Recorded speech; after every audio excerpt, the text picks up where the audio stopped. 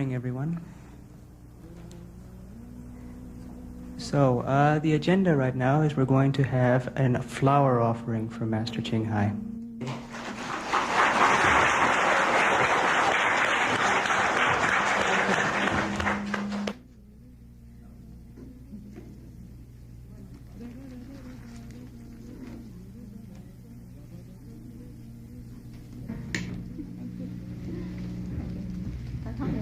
Why are you crying? Yeah? Do I look so terrible? Thank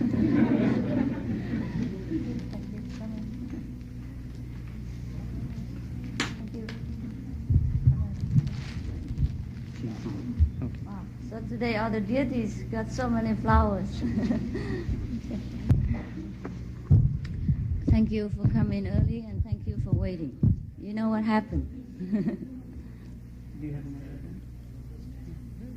You see, they keep me waiting at home.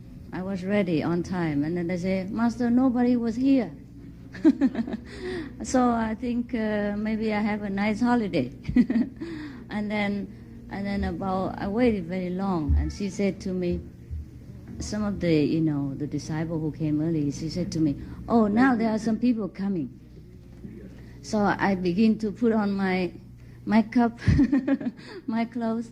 No, it was long ago. And then she still say, you have to wait. So I was having nothing to do, so I put on earrings.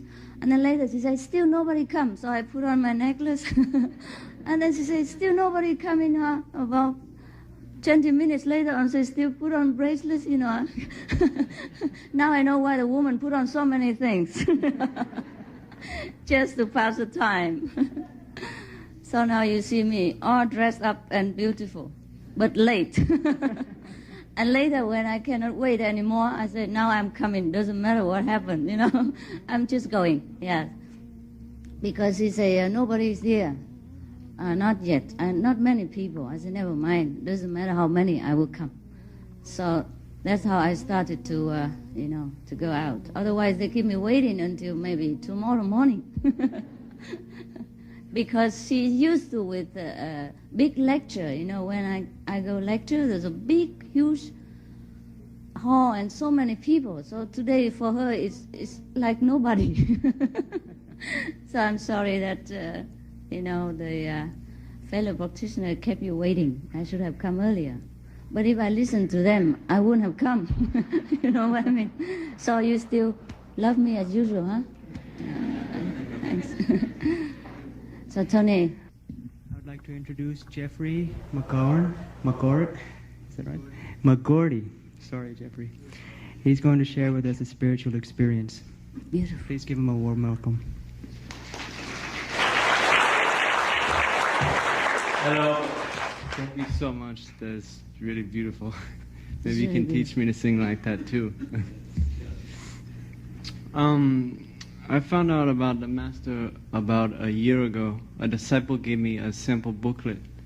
And immediately after seeing the picture and reading the booklet, I was just started being filled with joy and really excited because everything the Master said in the book was totally the truth, and it was in total harmony with my own feelings inside. It was like an echo of my own voice of what I thought was the right way, the right thing. So I brought the book home, and immediately I started to sing the Master's name, just coming out of me, singing praise for the Master and praying to the book and praying to the Master. For a couple of days this went on, and I started to feel a change already within me. It was like I was floating, or all the energy inside me was condensed and brought up to the top of my head here. And when I looked around, I felt really blissful because everything seemed perfect and there was nothing wrong. I was totally satisfied with everything. And I never had this type of experience before. It was a contentment that I really can't describe. It's not like anything else. So after feeling this, I started to think, maybe you're going a little crazy or something. I'd find myself, the book, I've read books by spiritual masters before, but this book, it's not too big. It's kind of thin. I was thinking, it's very thin. Why are you getting so excited about such a small book? But I felt it must be master must be great if it's touching you this deeply, if you're having this kind of reaction to it. So I went back to the disciple and I borrowed a video. And when I watched the video, it confirmed my feelings, because when I saw the master in the video, the master was radiating light, and the energy. The video. Or maybe the TV. TV. Anyways, the energy coming from the video itself was so strong too that I could hardly stay conscious to watch it. And after that point, I started to hear the inner sound that the master had described about in her lectures and books. At first I thought maybe I had a hearing problem, I should go to the doctor or something. But after talking to some disciples, they said, oh, no, that's okay, the master is blessing you. So I continued to watch some more videos and wait kind of impatiently, very anxiously for the master to come and give a lecture so I could get initiated and practice this sound and light method called the Kuan Yin.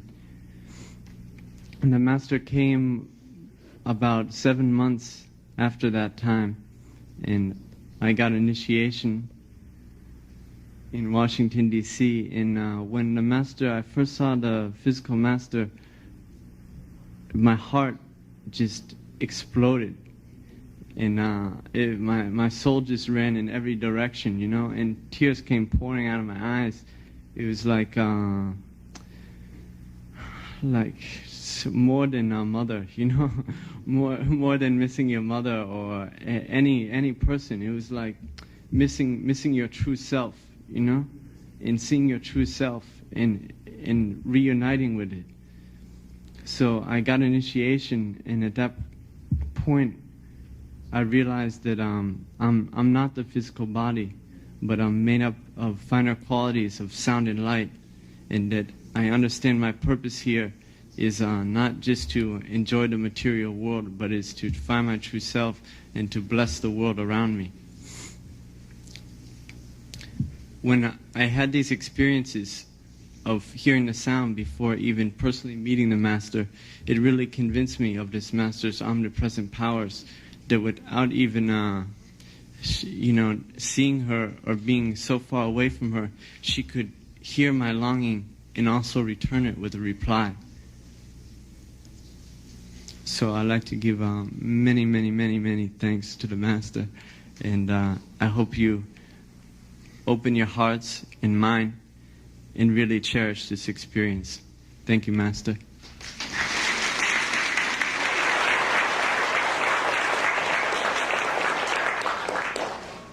If we had time, I'd share a funny story with you too, but let's move on, and I would like to introduce Supreme Master Ching Hai.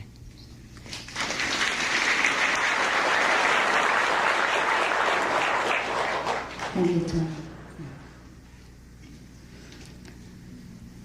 Thank you, Mahachi. I just call you Mahachi, that would be fine. Thank you that so that we had the opportunity to see each other and also to have a devotional day to God in whatever form and name we may call this Supreme Godhead. I have to thank you and all of the people who have made this effort to push me here, because otherwise I wouldn't do anything. So every time I had a chance to give a lecture or to be in a gathering, then I'll be again thankful, because then I feel that I'm doing something right. But if nobody demand or request or push me into this kind of work, then I won't do anything. Yes, and I also don't feel anything about it. I mean, I don't feel regret or I don't feel remorse. remorseful, yeah, that I don't do the job. But every time I'm in a lecture or have the opportunity to see people, I feel very grateful. Yes, that somebody had made the effort to push me to push me here. Otherwise, I just don't do it. I don't know why. I don't know why it's such a beautiful job, and I never desired to do. I don't know why. But every time I do it, I feel it's good. It's good that I should do it. But then I never decide to do it again. And then if somebody push me out to to give a lecture or something, then I'm grateful again that I do it. Do you know what that is? Huh? Must be laziness, huh, I think. I really don't understand myself. People just saying that and when you're enlightened and you're a master, you're supposed to know yourself. But I must confess, I don't know. I don't know. I can just equally be happy, stay home and sleep. So I really don't know. But when I'm here, I'm very happy and grateful that I'm here. And when I'm in bed and sleep, I'm happy and grateful that I sleep. So, but I truly am grateful that you have pushed me to come here, and I feel just good, very good. Probably I become a little bit useful. So, and also the temple is useful, that we can gather together and have a nice devotional day to the Supreme God.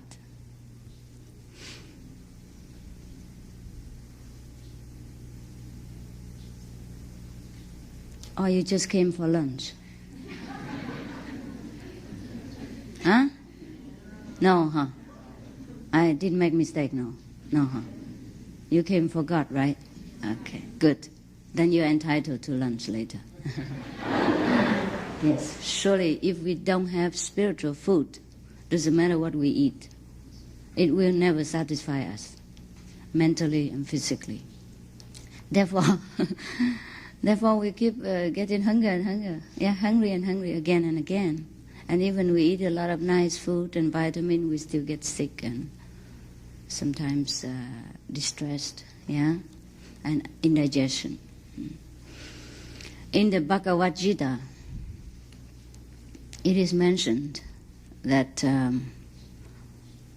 the food which was prepared for offering to God first, and then we eat it, it should be very, nutritious and full of blessing for us. If, however, we prepare the food just for personal satisfaction, then we truly make mistake.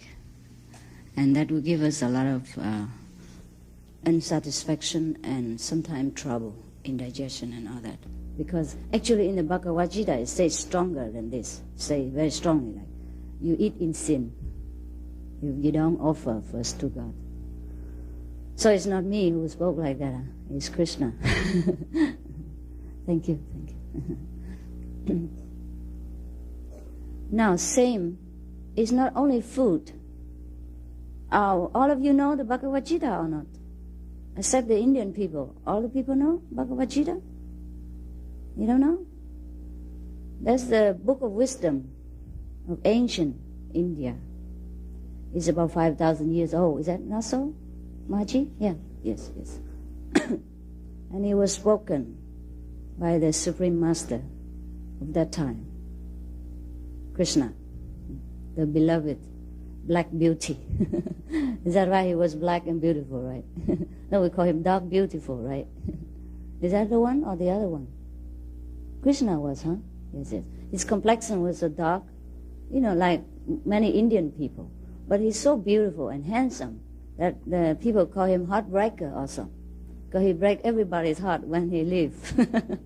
And wherever he goes, people love him, adore him, and make offering to him, and just follow him madly.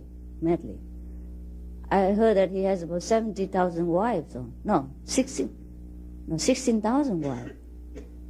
Well, the Indian people sometimes exaggerate things, but he must have a lot of followers, a lot of followers. It's not really wives, disciples. Mostly are probably mostly a woman, because probably he was very handsome. I heard, I wasn't there. Maybe I was there, but I forgot. So the Bhagavad Gita is a record of the teaching of the Master, Krishna. So now, you can find much wisdom and guidance in this book. I still look at it from time to time. I still do, yes, because it's very beautiful, concentrate, and wise. Yes. Sometimes you get solace and calmness by reading that book. If you truly understand and digest it, it is a wonderful masterpiece of wisdom.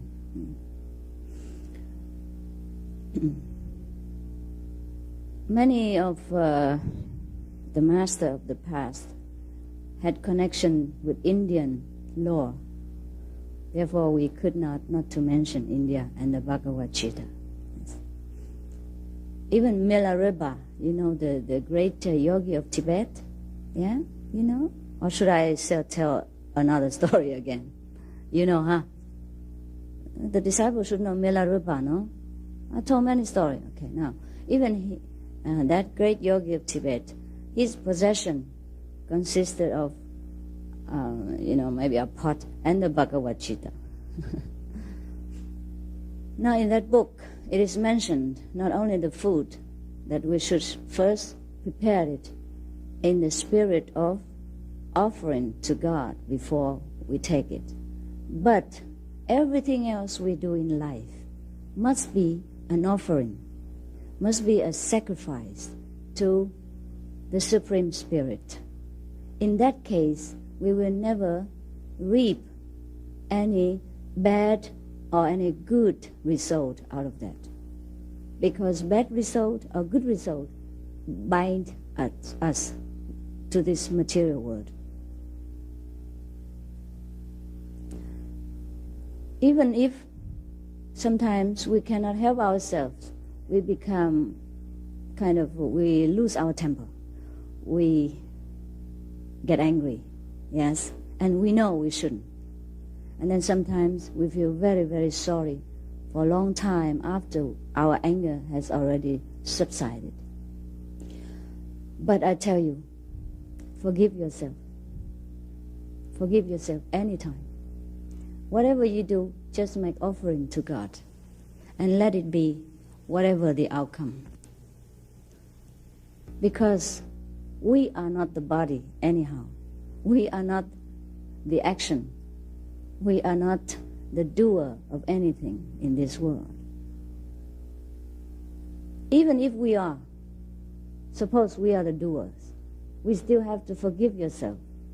Forgive ourselves when we make mistakes or when we cannot help with our, habit, like anger, or sometimes greed, and sometimes lustful thoughts, because these things also arise from the circumstances. It's not truly the self, it's not truly the soul that desire all these things. So we have to always try again, and forgive ourselves after all. Above all, because the inside is God, the supreme wisdom. So we can't scold it, we can't abuse it, we can't be rude to it. You understand what I mean? So if we are angry with ourselves, we should be angry only with our habit. Yes, the habit, our accumulated habit.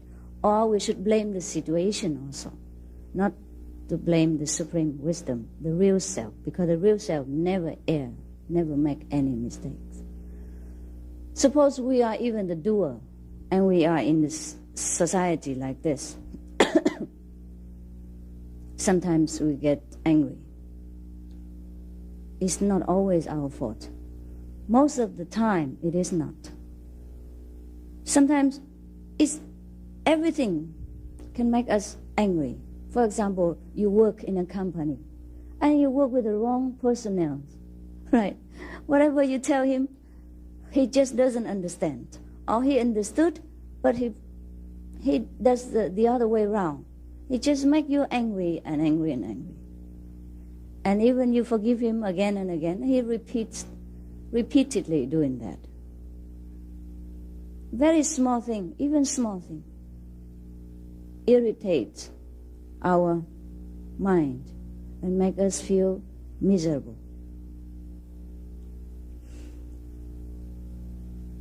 So it is good that we know that there is something else above the mind and above the body. Because the body is composed of only, material substance like earth, water, iron, yeah. Well, our iron inside is much enough to make a few nails, and water, yes, and earth, and maybe fire, the vital fire, so that the body will be warm and all that. And the mind is consisted of what? It's just a collection of all kind of informations, bad and good. And it is just like a computer. Whatever you program it, yeah? And when you push a button, it comes out the same, right? Come out the same. One of our fellow practitioners, he has electric organ, piano. And he programmed it into different musical rhyme, yeah? And when he can play it again from the cassette. So the same thing with our brain. It would be empty. It would be absolutely blank, just like a brand new computer. And until we start to record things and information, and sometimes good, sometimes bad. So if we happen to record the good information, then when we want to make use of it, then the good informations come out. And if we happen to record the bad information, then of course it come out, the bad information. So now, to meditate, to pray to God, or to study the Holy Scriptures is just a way to reprogram our thinking, our way of life. And because we reprogram it in a good way, so the result comes out always good. Or at least not as bad as before, or at least not all bad. Even though we can't help to record some more bad information daily, but the number will be less than before, right? Because we keep recording good things, like we meditate on the God name, we meditate on God power, and we get the God power coming through us, filling us with joy and virtues and goodness. Then even the bad information comes in, it has no room, and also may be minimized. And because of the goodness and the powerful energy from God through meditation each day, we will be able to dilute or maybe digest completely any information that is harmful to our mind and our soul. That's why we cannot not to meditate. We cannot not to study Holy Scriptures. Many people don't like to study Holy Scriptures. Why? Because they don't understand.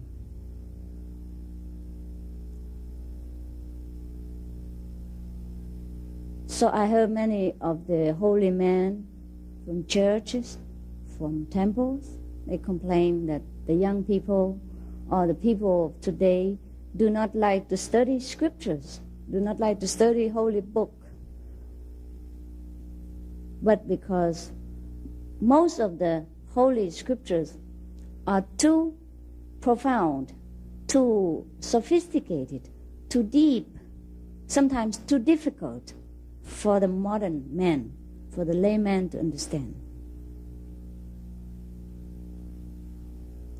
But we have one solution. First, we have to open the understanding power. Then we can understand the Bible or the scriptures. Anything you get your hand, anything you get into your hands, you will be, any book, you will be able to understand. I also could not understand much of what is said in the Bible or in the Bhagavad Gita or in the Buddhist scriptures or in the, let's say, Lao Tzu books and all that. Yeah, Kong Tzu Lao Tzu book I read.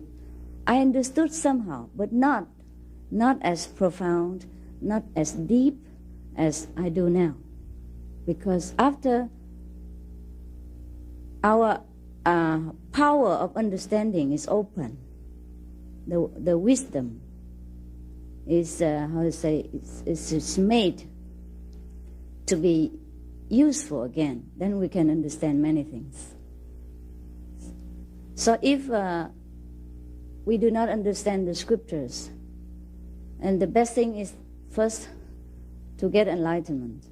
Enlightenment means you open the power of understanding. And then the heavenly light, godly light, will shed all understanding upon any object that we wish to study. So that's why even now in the college, people teach the students many kind of meditation, at least to calm their, how to say, turbulent mind. And if they have a better meditation, the good kind of meditation, which can even open the seat, the door of wisdom, the power of understanding, then so much better for them. Therefore, many of the students who study in college, but at the same time meditate, they find it easier to master any subject that they want to study. And they were always very good at school. They're always good at school. This is the fact that everybody knows by now.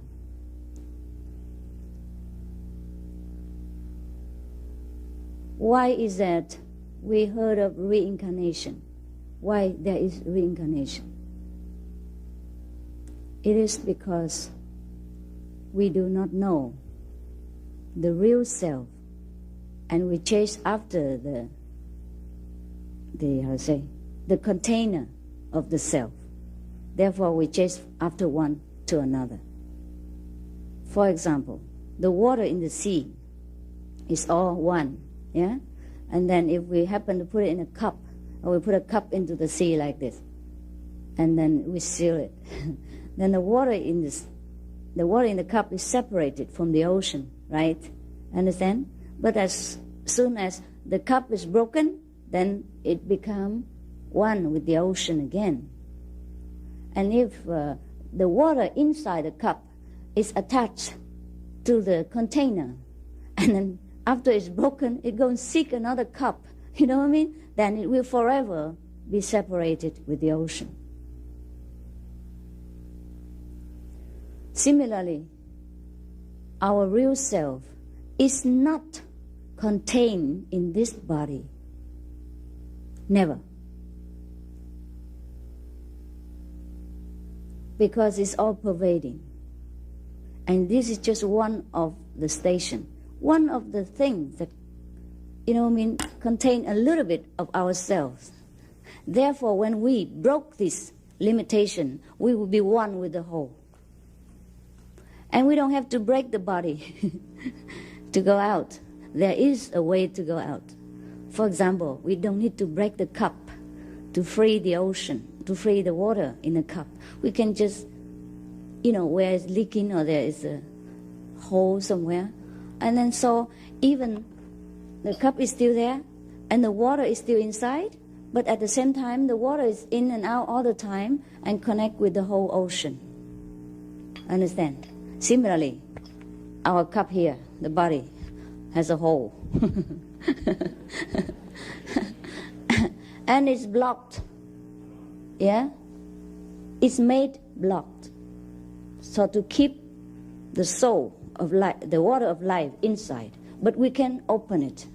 Similarly, some of the cup, you know, is all made like this, but there is a hole in the bottom, and then they use a plastic cover to cover it, right? any, or sometimes medicine bottle also. And then we just take the little cap, plastic cap or something, and then we can connect with the contained inside. So there is a place where we can be connected with the whole universe while still keeping this instrument, the body. That is the third eye center, the seat of wisdom, the seat of the soul, if it's opened by any means at all, by our own perseverance, power of desire for liberation, or through a master, then we will be connected right away with the whole universe, with the Most High, which is all over places. The power of the Most High is not only contained in this body, but it's in the air right now, it's everywhere. It's in every blade of grass, in the leaves of the trees, in all creations.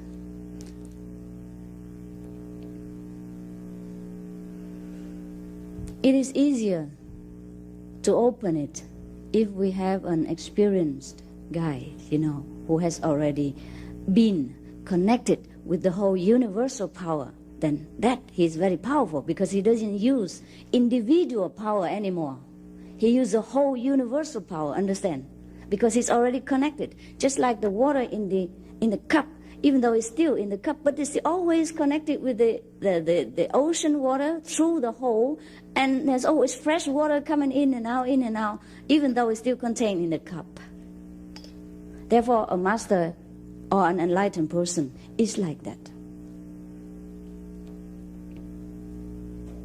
The initiated person are the one who has this, the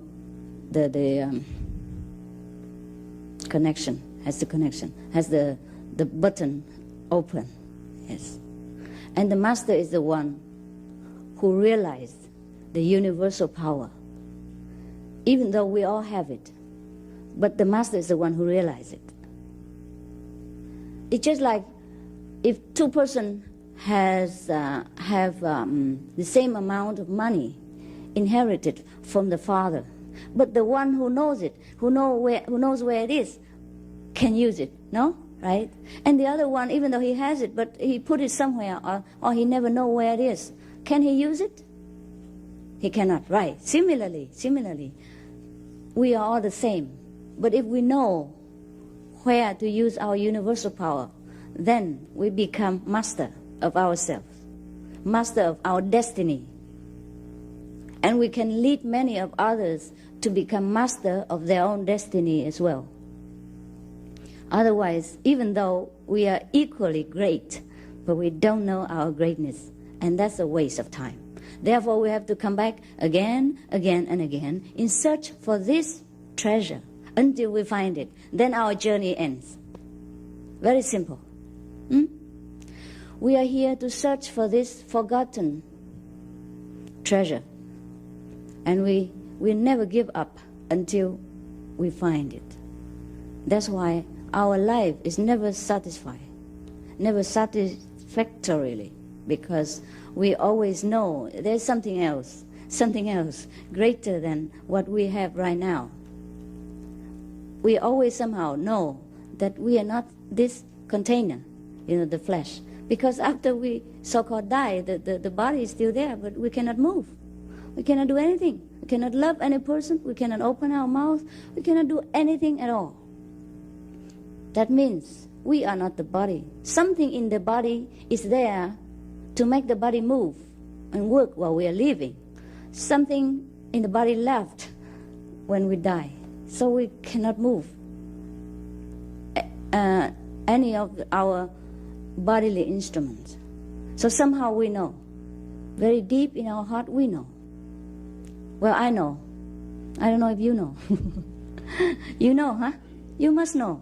That's why sometimes when you have time, right? When you are in trouble especially, and sometimes you sit down, you don't want to be with anyone.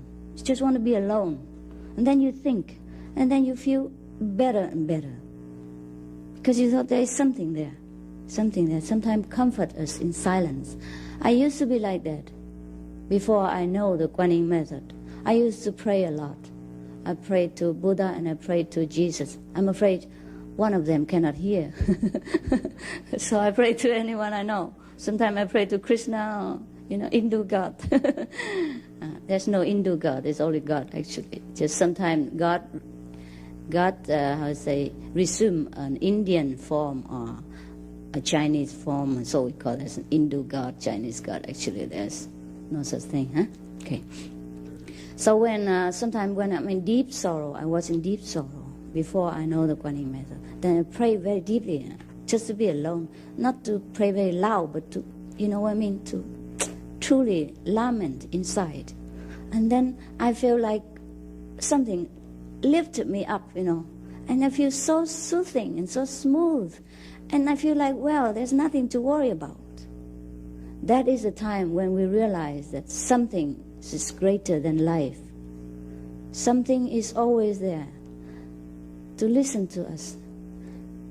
Most people pray and they say they don't have the response because they don't pray deeply enough. That's why we have more response when we are in deep sorrow, because we truly are sincere at that time. And then we pierce through all the layers of pretending, of hypocrisy, and we pierce through our, false self, and we get in touch somehow, even briefly, with the true self. That's when we get the response. But I suggest that we don't have to wait until we are in deep sorrow to do this.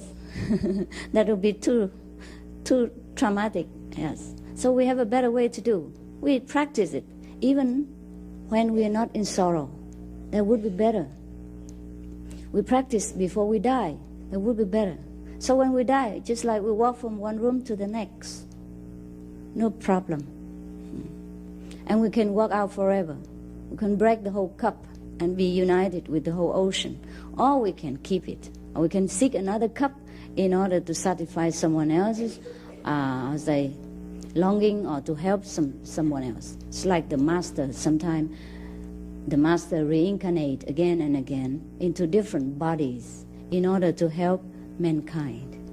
Some master just like to enjoy heaven, enjoy nirvana, and never want to go back again. Some master never, ever incarnated on this earth. No intention to do. Some master incarnate again and again in order to help the children who are suffering, who has the great treasure but don't know how to use it. Therefore, being very poor, poor and miserable. In India, people appreciate the masters very much. They worship the master even more than God because of this reason. They say, oh, what if the master and God appear right now, both of them appear right now, I would only worship the master. I don't care about God. They just it is just a kind of adoration and gratefulness to the master. Actually, they worship the master because of God. They worship God because of the master. Without master, they don't know that true God exists or not. Yes. And without God power, the master is also nothing. Understand? So we all came from God, whether it's master or not master. The master is the one who knows God. And the non-master is the one who don't know God yet. But they still have God. They are still from same. I told you about the story of the cup. The ocean, water in the cup.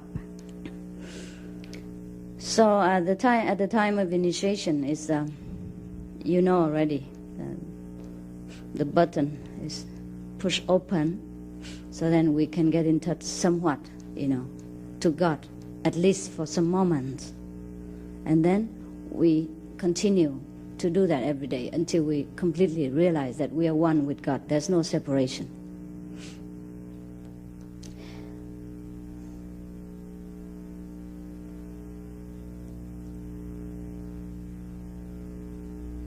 You see, there are many things that the initiated person understand and know, but difficult to put them into words, right? Me also. And if nobody demands anything from me, I would not even think of God. You know what I mean? He just kind of always standing around. Or he's just inside me. So I don't even think of him. I don't talk about him. I don't miss him. I don't seek him anymore.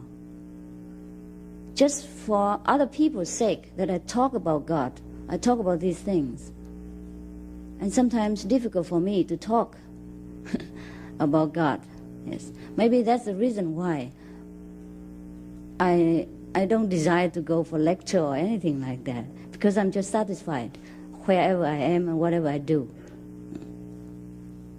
The initiate people are mostly like that. Many of them have this satisfaction right away at the time of initiation and continue forever. And some of them have to wait sometimes to realize that they have found a treasure. Why is it so?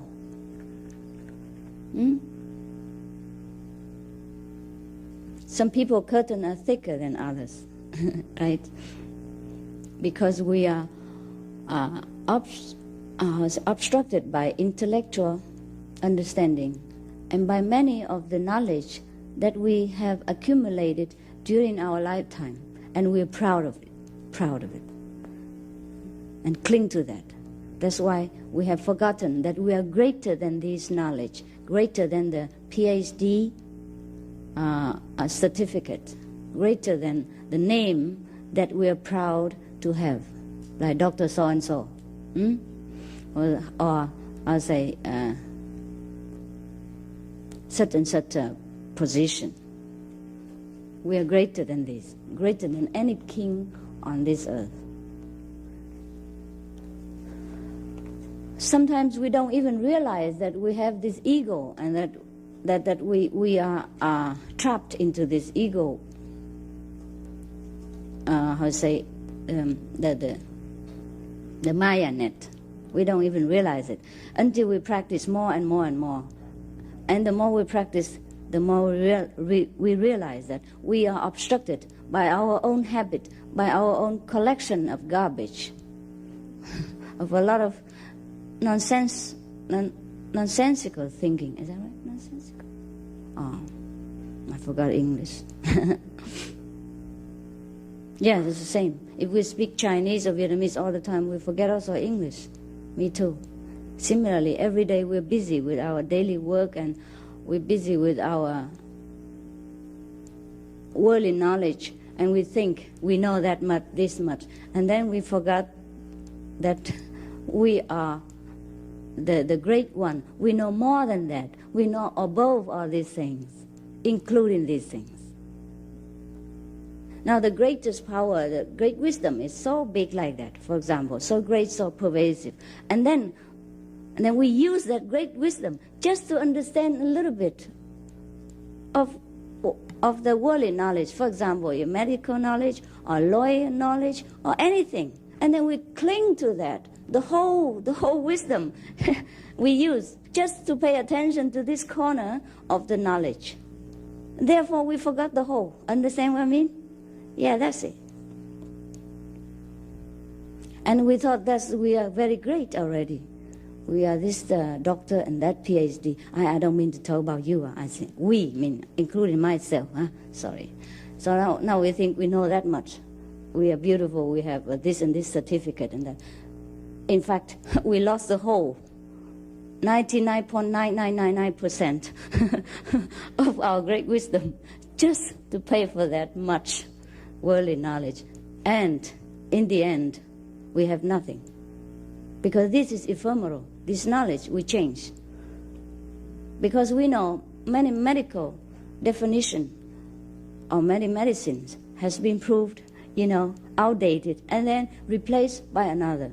Or scientific fact has been always changed and removed and replaced by another idea. And then it will be replaced again and again as mankind progress into a higher consciousness. Therefore, it doesn't matter how much knowledge we gain from this world or from the brain power of research, we will never have the whole thing. Just one little point in the universe. Just like the water in the cup is proud that he's so big and he doesn't know that he's the whole ocean. You know, when he's connected with the whole ocean, he became the ocean. I guess you understood what I say, or not? You did? Did I make you go to sleep? No, huh? Okay, fine. Actually, if you go to sleep, it's not true sleep. Yes, you'll probably be knocked out by the supreme power. Just like the microphone before. Maybe I let you ask question, okay? I don't blah blah too much. You have any question? Then I can elaborate further. I run out of subject now. If you don't have any question, then I set you free, huh? Liberated forever for lunch. Are you too shy to ask, huh? What's wrong with the microphone? Gone in samadhi? Yeah, the microphones are always going into samadhi. The attendants here, would you please collect these papers from anyone who has questions? And if you would like to ask Master Ching Hai a question in person, please come up and take my place. Don't be shy.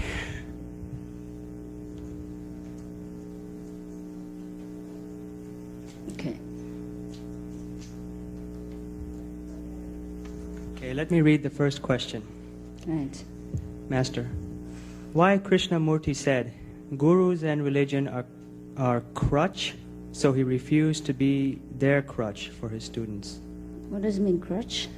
I think it's Yeah. why do they use a crutch? Is that the question? Yes. Well, why didn't you ask him? I'm not responsible for anybody else's teaching. Everyone has his own independent thinking and philosophy, provided he keep it for himself. Anyhow, okay. Probably what he meant is that if you too attached, right, to religious dogma or to any teacher at all, then you will be handicapped. In that sense, he is correct.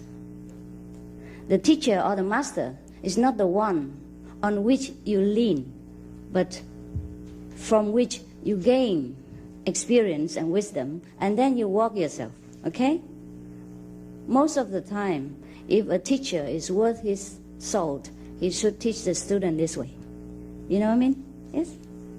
But never mind, even then, if a student of any master should feel that he was not able to yet to develop himself, right? Then he can pray to the master in the initial stage of his spiritual practice. And later when he grow up, he just automatically drop the master. It's just like a person. Not everybody can walk straight. I need the umbrella to walk. My legs are weak sometimes, you know? So, but when my legs are okay, then I don't need it. Yeah? And somebody, sometimes they're naturally born handicapped or accidentally handicapped. And then they need the crutch. It's okay with him. You can't just kick him out and say, you don't need the crutch. It will make you dependent. Understand? Yes. So we cannot just say like this, black and white, to say the master, the guru, or the religion are no good absolutely for people. It's good to someone, right? If you don't need it, it's fine. If you need it, well, stay a while until you don't. So I don't preach anything extreme. For my opinion, religion also very good for many people. At least they learn the virtuous way of life. They fear God, they fear the law of cause and retribution, and many people became good. I tell you the truth. But as long as we know that this is not the ultimate, you know what I mean? Yes, ultimate, not the ultimate. Just like, for example, the master in the physical body is not the ultimate. You know, the ultimate is inside the master and inside you. Through the master, you will find the ultimate. That's fine. That's fine. Yes. And if you haven't found it yet, you can rely on the master and help, yeah, and carry you for a while, and then you can walk. It's fine. But there's no such thing extreme as to throw away everything altogether. It's not so?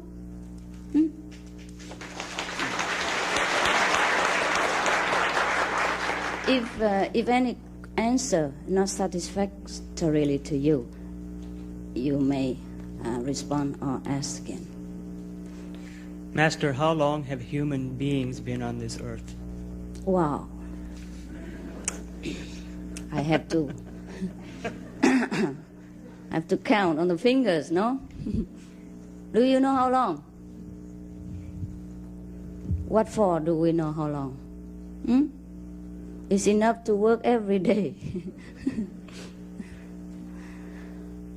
It's been a long time. Some have reincarnated, some have been liberated, some come back again and again. So, if you want to count this, it's difficult. You can say, I'll say, eons has passed. Does one have to give up all other teachings, gurus, etc. when initiated by Master Ching Hai? If one doesn't become initiated, can one still pray to Master Ching Hai and receive her blessing? You don't have to give up your teaching and your teacher. I told you already. Yeah? And no religion. You don't have to give up religion either. For example, I am initiated, right? I used to talk about Bhagavad Gita. I used to talk about the Bible, the Buddhism, and other things, other masters, even past masters. So I didn't give up anything. I just enriched myself with more wisdom, more knowledge from different masters, past, present, and maybe future. The future master you can meet in the higher sphere because they have not yet descended on earth. But while in meditation, you can see the future master as well and learn from them. So you lose nothing, you only gain. Huh? Okay? And if you are not initiated, and you pray to the so-called Master Ching Hai, I don't know if she helped you or not. You have to ask her at that time. Maybe she does, maybe she doesn't. It depends on you, how sincere you are and your karma. Huh? Master, when I meditate, my mind, I cannot keep my mind concentrated here. It runs all over the place and it talks about all kinds of different subjects. How do I concentrate or meditate better? Is that the initiated or not? Are you initiated? Because I will answer differently. Who asked that question? Who asked this question? Yes. Okay. Yes. Don't have to show your face. If you're so lousy, don't stand up. That's why she didn't answer. Okay.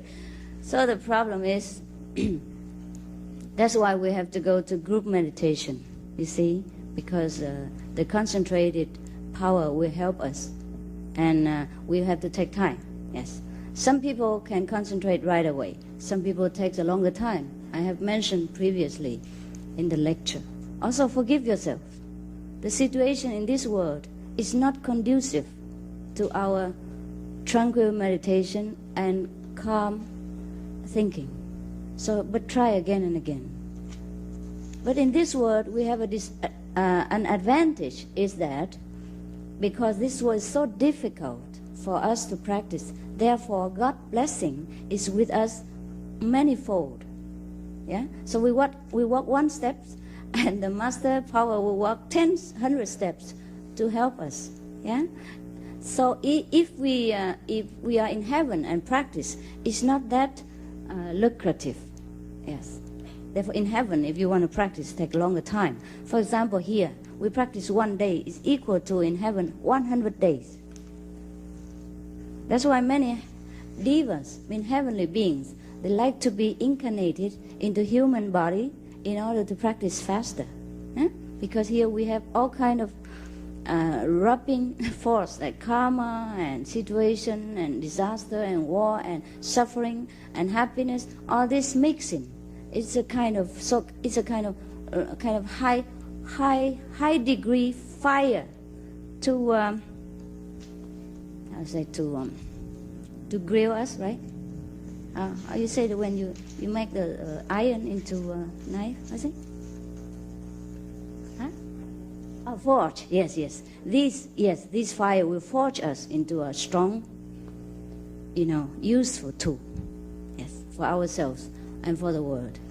And while we are practicing here, we have also the opportunity to help our fellow beings, and therefore we gain more merit as well. For example, you meditate alone at your home, so you have only one personal merit. But if you, through your effort or through your eloquence, whatever, you be able to offer your place, for example, for 100 persons to meditate, then you have 100 more, merit to add up to your personal merit. So you have 100 times more quicker. You understand what I mean? Yes. Or you get another 100 persons to come in to get initiation. These merits are also yours, because after all, we are one. Yes. The more we connected with more the people, the more expand we become, and the greater we become. In terms of merit, mathematic-wise speaking, it's like that. Okay. So it's better than in heaven. In heaven, everybody is having a good time, and so they take it easy. Yes, they don't have the motivation behind them to push them to concentrate. Understand what I mean? That's why I say when you're in deep sorrow or when you're despair, you pray better, no? And sometimes you meditate even better. At that time, you remember the Master more. You say, "Oh, Master, please." please. Yes, and then you get better experience that day, right? Bigger light, stronger sound, or feel more elated, yeah? More near to God. Is that not so? Near to God, yeah. So it is good to practice in this world, even though it's difficult. And I'm happy that many of our fellow initiates practice very diligently.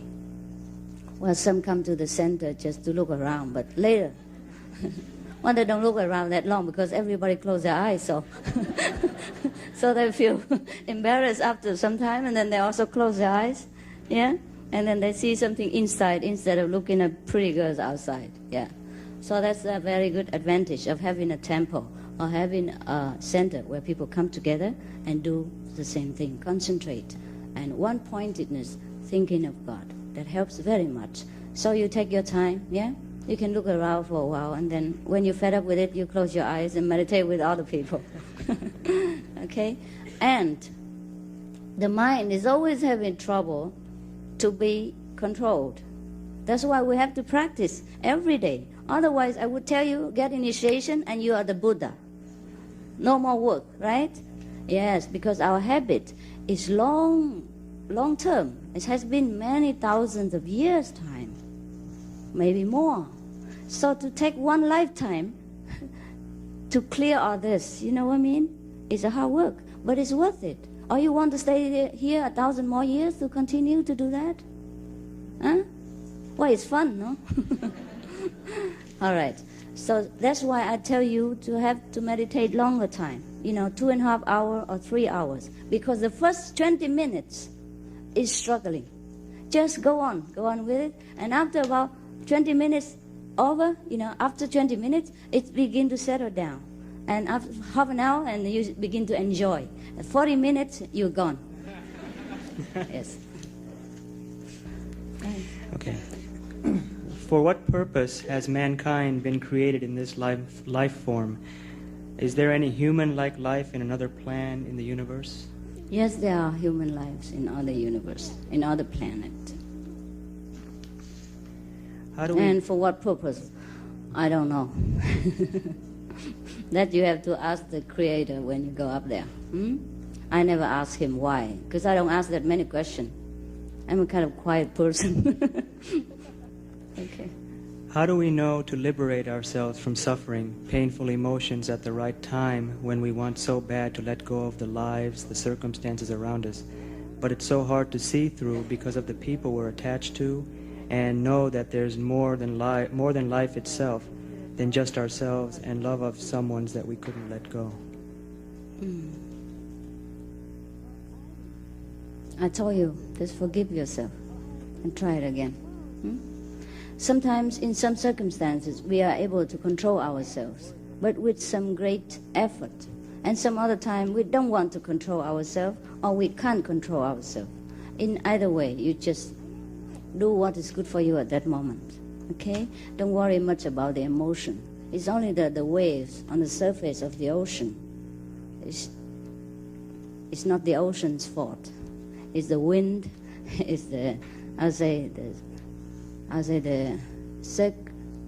circulation of the earth. Yeah, no, not really. The revolution? A rotation of the earth that make the waves, all right? So the ocean cannot blame itself all the time. Say he makes waves, he make trouble for the boats, and he make trouble to people, etc., etc. He can't help himself. The ocean cannot help herself or himself. Huh?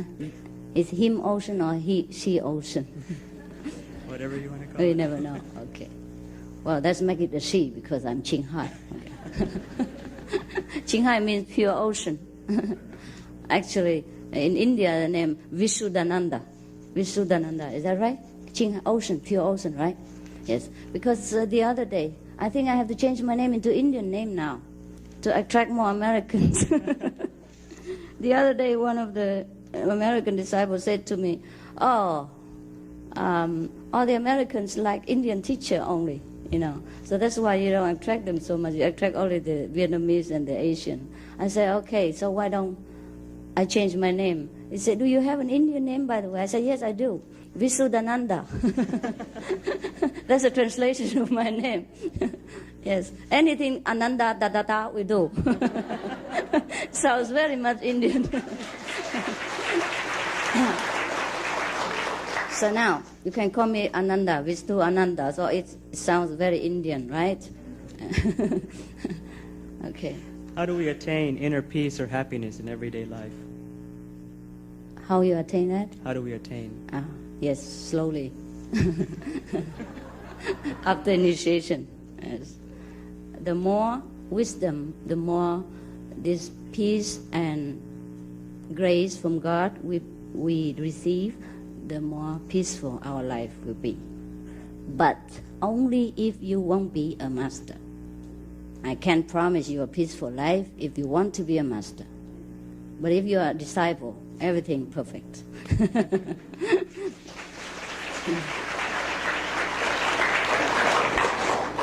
Yes.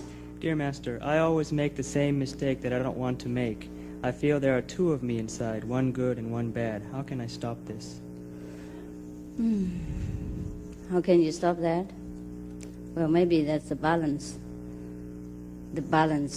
proportion in your life that you need. Yeah, you need to learn. Actually, we can't be too good all the time. You break. Yeah, you see the man in the circus when he walk the rope. Yeah, he has to walk this side, that side. You know what I mean? One time he's dipping in this side, and the other side the other time he's siding to this side. Otherwise, if he just walk like this, he will fall down. This life has two sides anyhow. One is positive, the other is negative. One is happiness, the other one is misery. So sometimes we can't help ourselves to dip from one side to another. It's okay, forgive yourself. Try if you can. If not, forgive yourself. All right? And now, doing other things in contradiction to that. To counter-attack this habit if you think it's bad. For example, if you are normally very stingy, right? Don't want to give it to people. Now force yourself to give. Okay? All right? Every time you want to take, instead you give. So next time he dare not want to take anymore. Because every time he want to take, he lost the business. For example, you want to take $1, right? And then force yourself to give $2. So next time he dare not want anymore. Okay? Or if you normally like to look at other women besides your wife, so every time you want to do like that, just go home and look at your wife. So next time, if you fed up, he doesn't want it anymore. Okay? Maybe try it.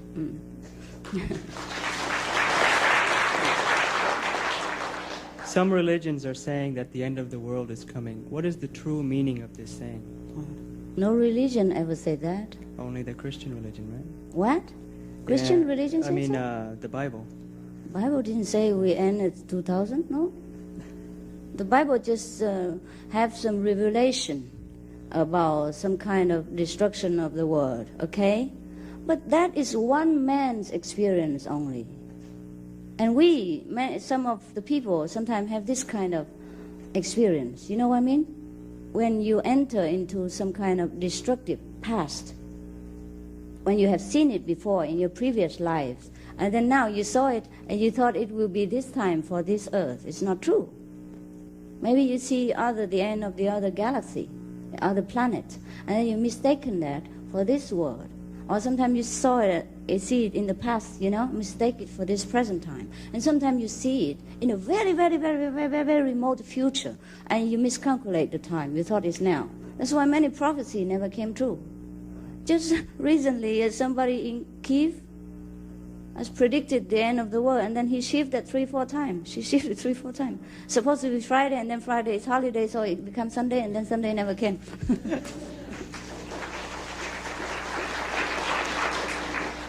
But never mind. The end of the world comes when we die.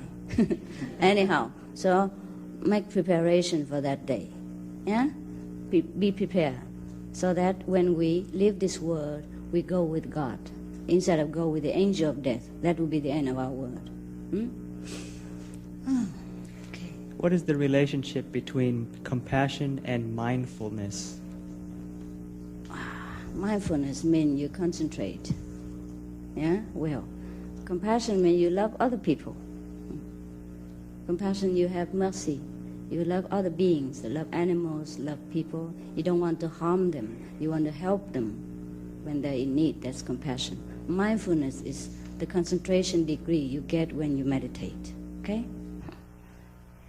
Earlier you said that if you open your mind to the universe, then you can gain the wisdom, knowledge, and can be able to understand any book.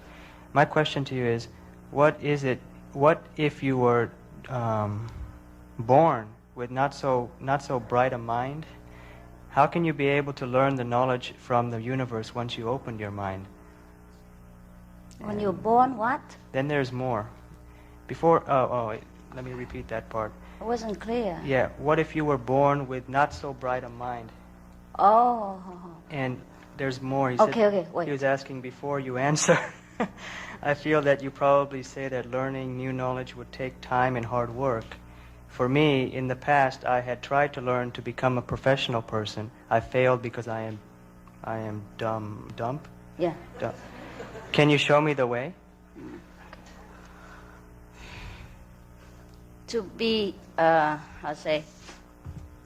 not able to learn in school doesn't mean you are dumb. Maybe you lack courage. Maybe you lack good teacher, good friends, or good circumstances. Or maybe you lack patience.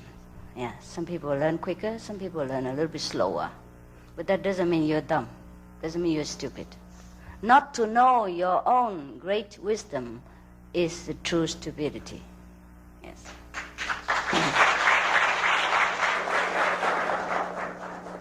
So I invite you to come for initiation and get to know your greatness.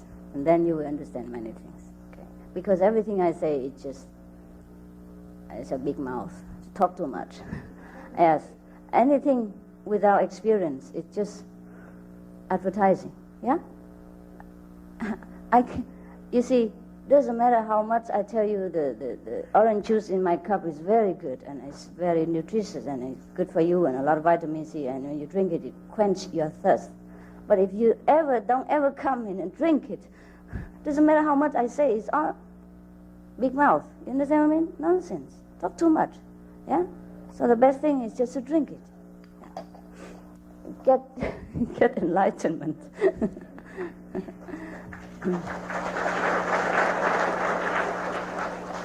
I think that's the answer to this next question, but I'll ask it anyway. Good. I feel lost. I have searched and searched, but have not found home. That is where I'm supposed to be and what I'm supposed to do. How does one find home here on earth? Get enlightenment. Home is very near. It's next to you. It's nearer than your skin. But if you don't have the light, you can't see it. You can't see things in the dark. Doesn't matter how near.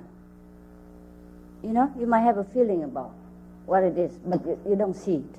You know, you have to have the light. The light of God will shine on everything you want to search for, including home. Okay? But this is all abstract speaking. Really, you have to have experience. And that comes only with diligent practice. After initiation, you know how to practice, and you do it, and then you realize day by day. Okay? Why is it that after so many years of religious teachings and past masters that the world has not gotten better but much worse? Because the past master cannot teach you. You have to look for a present master who can answer your question, help you when you are in doubt, and take you by the hand back to the kingdom of God. We need a person-to-person contact, you know, not the past lives. Just like it doesn't matter how great the beauties of the past, you know, you cannot marry her.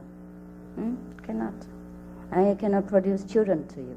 Cannot produce the love feeling that you have with a living wife. I was taught in my fundamental Christian church that we were to pray only to God, not to Jesus, not to Virgin Mary, not to the angels, not to anyone or anything, but only to God, the Father of Jesus, the creator of the universe. Why then are people praying to you as a master or to any master? I don't know. That's their problem. You see, just like before, somebody asked me if he doesn't want to get initiation, that means he doesn't want to get direct contact with God, can he pray to Master Ching Hai? What can I do about that? Well, if she prays, she gets the response, so she continued to pray. But I always advise that you go for initiation, right? And get contact directly with God and pray directly to God. That's the best way. But if somebody don't want to choose that way and they want to choose the second way, easier way, you know, no vegetarian, no 2.5 hour meditation, no rules, nothing, just want the benefit. Then she will pray to whomever, give her something, you know. And it happened that probably he prayed to Jesus or Buddha and doesn't get help, so she prayed to Ching Hai. And when she gets help, she keep praying again. People like that, they like profit. Yeah.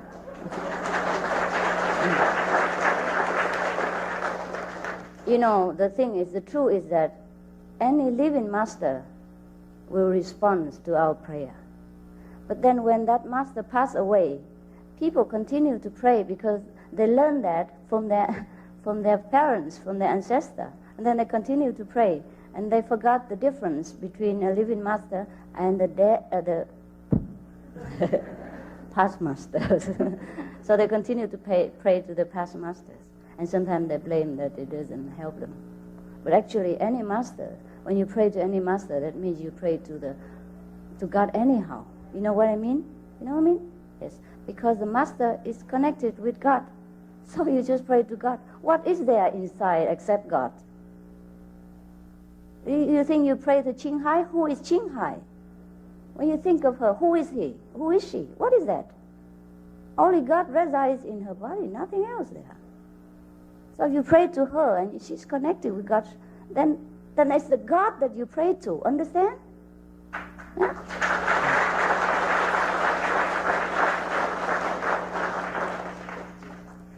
I am asking this question for a friend. So since I'm asking you, I'm asking for him. And he's It's okay. Okay, so it's unclear, but I'll try to interpret it the best way I can. He would like to know if it is so wrong that he separates his parents for a good cause, because For a what? for a separates his for a good cause, because one of his parents does not allow the other one to practice meditation. And he would like to know if his action, I think to separate them, is related to karma, and if he practices meditation, will that correct the wrong action that he did by separating them? And if I didn't interpret this correctly, please ask it yourself. That's the way I'm interpreting this question. never mind. You should let time take its course. Yeah? And whatever concern your parents, you don't worry. Okay? You don't worry. Because the time will come when things will change. Yes. If you try to force the issue before time is ripe, you will incur some trouble. And sometimes you incur, of course, the karma. Yeah?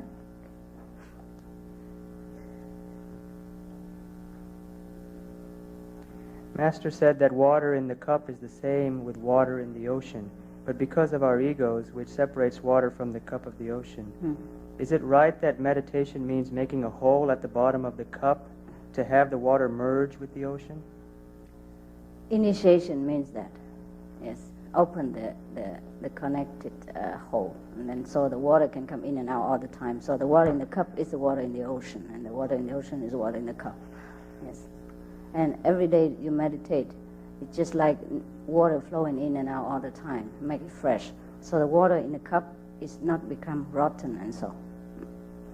Final question, how should one meditate? You meditate the way you want. And if you don't know, you come for initiation and we help you, okay?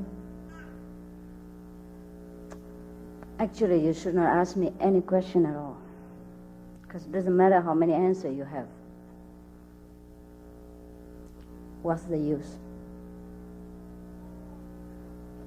The only best way is that we get enlightenment and know all the answers, or we get to the stage when we don't care for any answer at all, and then we set ourselves free forever from any inquisitiveness, from every, desire to know things. That is the time when we know everything. Whatever we need to know, we will know right away. And whatever we don't need to know, we still know it, but inside we don't use it. Understand?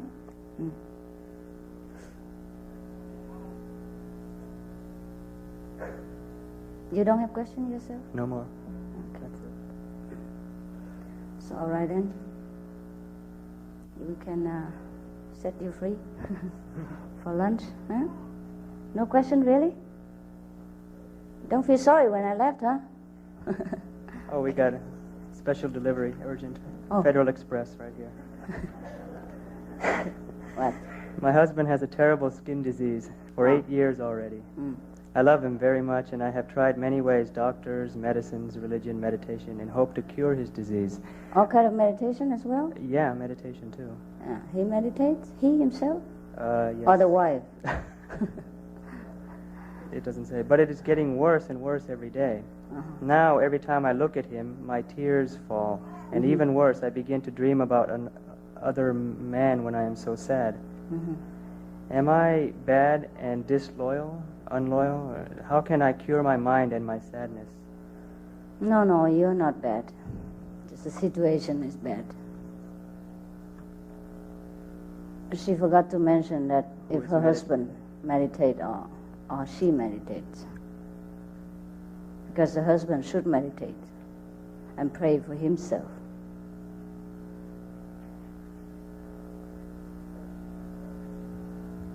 More question, right?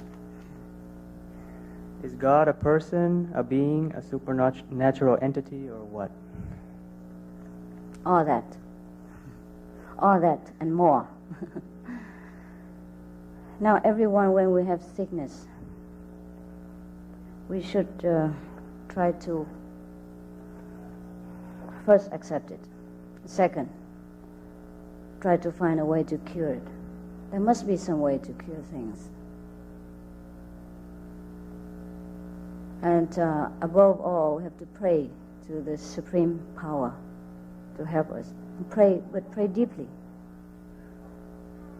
Sometimes the diseases are caused by past karma, past reaction, past retribution, that we have done something wrong or to harm somebody else, appearance. Therefore, now we have to reap this result. But after some times, if the karma wears off, then it begins to get better. But there are many ways to cure skin disease. I have seen many people with a lot of you know, I don't know what, very, very bad looking skin. But they still have the cure for it. So maybe you didn't search enough. You have to ask for many more ways to do it. Or tell your husband to pray himself, yeah, or meditate. Well, we don't. I cannot guarantee you that initiation will cure your disease or your husband's disease, because I don't want to attract people to come to our group just because of the physical condition. That's not enough to liberate you, because we are still clinging to the material instead of wanting God, the giver of all things. Once we truly want God, He will give. But if we only want the things, you know what I mean? Sometimes He gives, sometimes He doesn't. That's the trouble. In India, there was a story about a king who liked to give all his things to his subject. So he arrayed all his treasure around and tell everyone to come and take whatever they like. And people took diamonds, or took gold, or took treasure, took, antique cups and all that. And then everybody were happy to go home. One girl only, she didn't want nothing. She just walked straight up to the king and she said, "Are you also a gift?" "I only want this gift." Yes. So of course the king was very surprised and happy that somebody wants him for his sake, not the things that he gives. And then of course the king married her. And then everything belonged to her, no? Yes. The story is like that, no? You know the story, huh? Yes. And there's another story to prove it. If you still have time, are you hungry? Nope. I still have half an hour. I own you only half an hour now. There was a story about Shiva. You know Shiva? The god Shiva, is he here, by the way? Yeah, that's it, with the moon, half moon, and then the Tridad. Yeah. Okay, now that's him. I thought he was upstairs, but he's downstairs, so I can't find him. Shiva was one of the past master, right? He's supposed to be the god of destruction.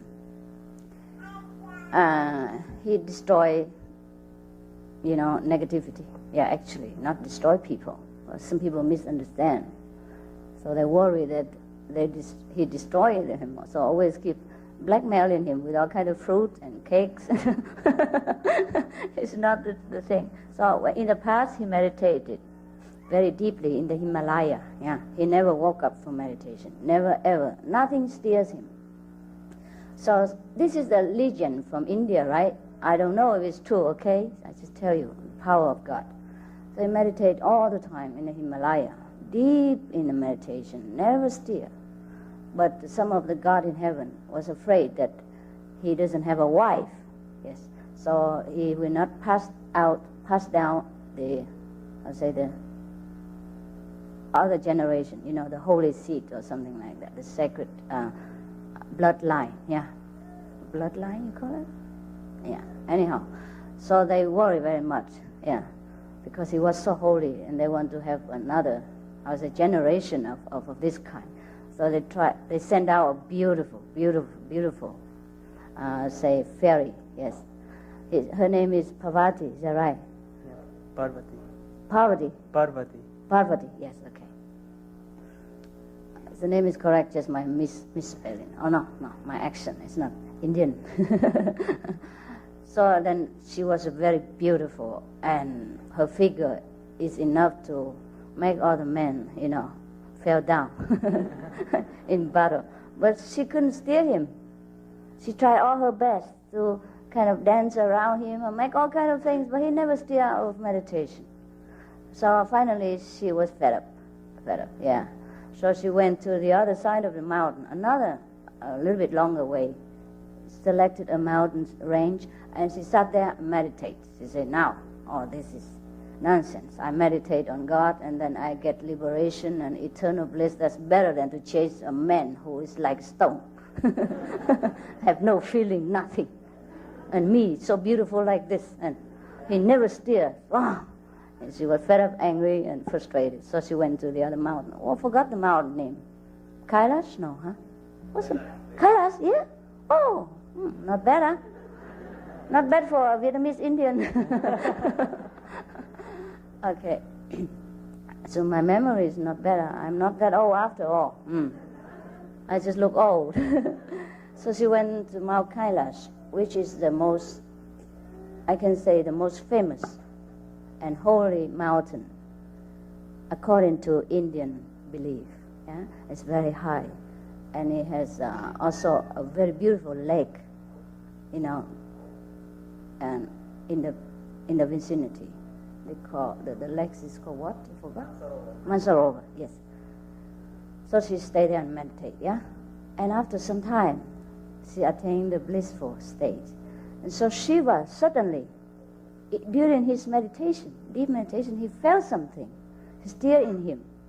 There was some very, very, very strong, powerful, feminine energy. It was kind of, disturbing him. Not disturbed, but also disturbed, but making him feel very good and stir, excited somehow. So he opened his third eye, and have a look and said, wow, what's that beauty over there? So that's how the romance started. Yeah, you know the rest, okay? So that's the power of meditation, power of God. Even it make the God stir, you know what I mean? Make the most ascetic yogi, I would say, excited. Well, if you want to get a husband, it's maybe a good advice, but actually, when you don't want it, you get it, right? Parvati was trying her best to charm him, but she did not succeed because she tried with the ego, with the limited power of how to say, possessiveness and, mundane thinking. But when she became holy, her attraction became different. You see, why? Because his vibration is very holy. His standard is very high. If she used her mundane vibration and energy to attract him, how can he come down? You know what I mean? You have to be at least equal in order to attract the opponent. Therefore, if some of the girls or boys are not successful in catching our disciples, you better go and get initiation. Okay. Just a joke, okay? Just a joke. Actually, it's like that, yes. Many people have no attraction before. They suddenly, after initiation or meditate for some time, they begin to attract people. Not necessarily physically, just attract them. They just love them and they just want to be near them. It is because of your vibration, your loving God energy. You cannot conceal it. It will just radiate out and then attract people like magnet, because the self in themselves are also God-like. Yeah, so they just feel attracted to you. The same that people are attracted to the masters, but that is by no means a crutch. You know what I mean? It's just the self are attracted to the higher self. So after some times, they just realize that both of them are one. Therefore, who is there to get the crutch? Who is there to rely on whom? You understand what I mean? So actually, that is also the answer to that question about master and religion are crutch. Yeah, depends. Okay? So, have lunch.